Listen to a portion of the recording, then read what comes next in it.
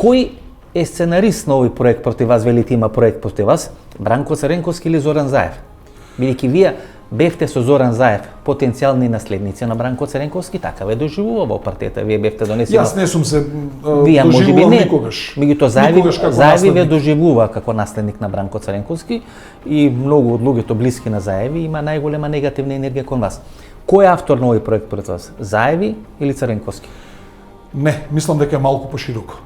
Кој? Значи не само од Социјалдемократскиот сојуз, туку и надвор од Социјалдемократскиот сојуз, вклучувајќи значи дел и од странските замешателства во Република Македонија, имајќи во предвид дека ќе се менува име, ќе се оди на референдум и така натаму во тој поголем проект, значи се што може да смета на тој пат да биде елиминирано. Добре, Кимовски, ако сакате можеме. Но очигледно како да кажам, јас пружив сериозен отпор без разлика на колку тоа они се обидоа силно да удрат врз мене. Значи тука беа вклучени и државна безбедност, и јавна безбедност, и обвинителство, и судство, и партиски структури и така натаму така. Значи тоа е неедноставно ти да се бориш против институции. Сепак држава е држава. Се согласувам.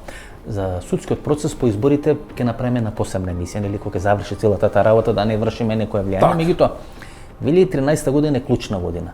Ретко кој му се спротиставил на Бранко Црвенковски, па дури ни Зоран Заев немаше храброст јавно да му се спротистави на Бранко Црвенковски.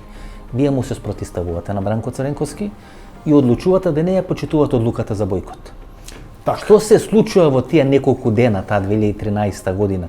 Свесен ли сте што сте направиле? Свесен ли бевте дека може да има последици така натаму и така? И имало ли средба со Бранко Црвенковски, кој тогаш, тогаш Бранко Црвенковски беше некрунисан лидер на СДСМ, сите полуги ги имаше на власта во таа партија. И без разлика што ги изборите, ако сакаше да остани, ќе останеше, никој не можеше да го мрди. Тој е икона на СДСМ.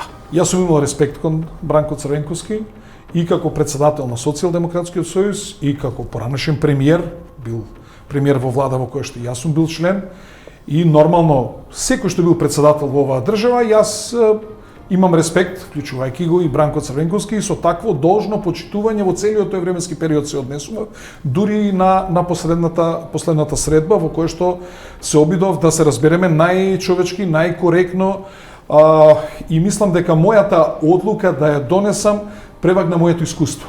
Во тоа време јас имав 53 години. Ви се заканили Бранко Црвенковски дека ќе лежите затвор? Да. Ако не почитувате него, рече ќе завршиш како Љубе Бошковски.